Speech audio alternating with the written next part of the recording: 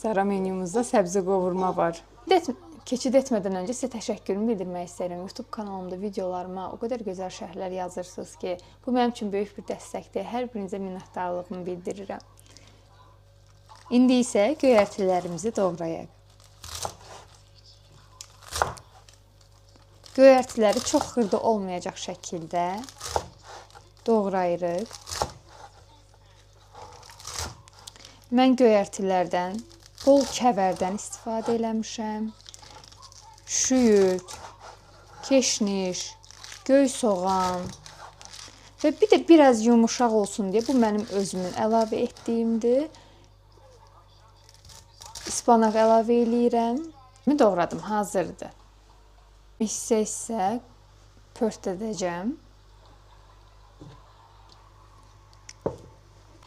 Pörtlətdiyim göyərtinin üzərinə əvvəlcədən bişirdiyim əti əlavə elədim.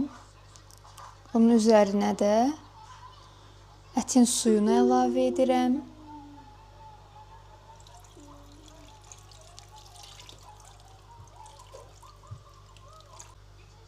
Səbzə limonun suyunu əlavə edirəm.